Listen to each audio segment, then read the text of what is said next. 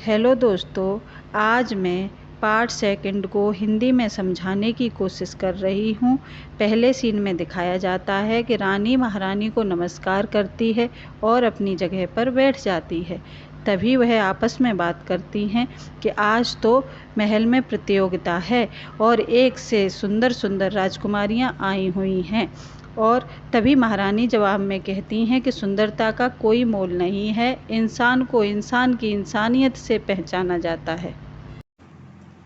तभी मंत्री आवाज़ देता है कि राजा दरबार में पधार रहे हैं और सभी गढ़वान लोग खड़े होकर राजा को प्रणाम करते हैं और राजा सभी लोगों को अपनी जगह पर बैठने को कहते हैं।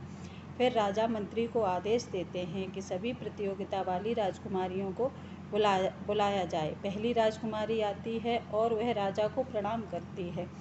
राजा कहते हैं कि तुम्हारा रंग बहुत ही काला है, इसीलिए तुम्हें इस प्रतियोगिता से बाहर किया जाता है।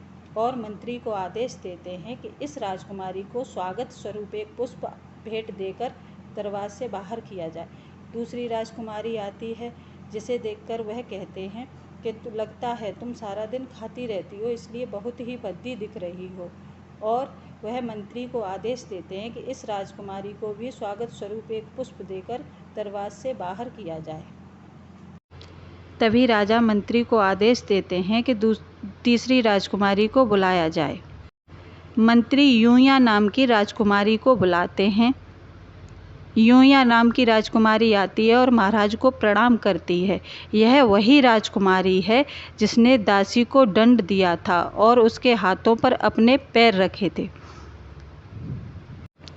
यूया जैसे ही चलने लगती है तो उसके चलने से ज़मीन पर कमल के कदम बनते हैं, जिसे देखकर महाराज और महारानी बहुत ही अचंभित हो जाते हैं और पीछे मुड़कर देखने लगते हैं।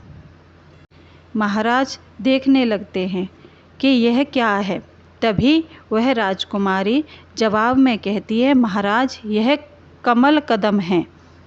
और महाराज मंत्री को आदेश देते हैं कि इस राजकुमारी के जूते उतरवाए जाएं।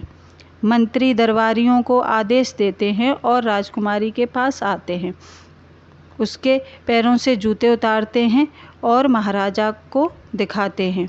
तभी महाराज समझ जाते हैं कि यह वही लड़की है जिसने उस दासी को दंड दिया था।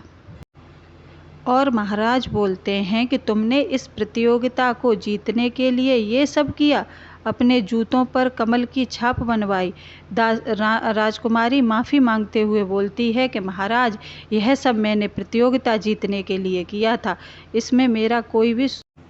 और यूया महाराज और महारानी दोनों से माफ़ी मांगती है, फिर भी महाराज उसे माफ़ नहीं करते और कहते हैं मैं तुम्हारे पूरे परिवार को इस महल से निकाल दूंगा। तभी महारानी बोलती हैं कि महाराज आपको इस तरीके का दंड राजकुमारी को नहीं देना चाहिए, इससे आपकी बहुत ही आलोचना होगी। राजकुमारी यूया महारानी से बहुत ही प्रार्थना करती है कि महारानी मुझे माफ़ कर दो। तभी महाराज कहते हैं, यूया यदि तुम्हारे जैसी लड़की मैंने अपने हरम में ले ली तो मेरे हरम का सत्यानाश हो जाएगा।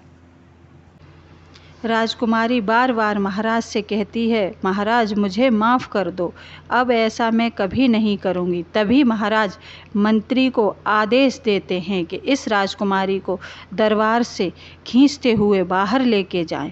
और मंत्री राजकुमारी के पास आते हैं, उसे खींचते हुए दरबार से बाहर ले जाते हैं, पर फिर भी यूया रानी से माफ़ी मांगती रहती है। जब उसे राज दरबारी बाहर खींचते हुए ले जाते हैं तो प्रतियोगिता में आई हुई सारी राजकुमारियां उसे देखकर बहुत ही डर जाती हैं और आपस में बात करती हैं कि इस राजकुमारी ने ऐसी कौन सी गलती कर दी। अब आगे क्या होगा यह आपको पता चलेगा थर्ड एपिसोड में। यदि आपको मेरा वीडियो पसंद आया हो तो प्लीज़ मेरे चैनल को लाइक शेयर सब्सक्राइब करें।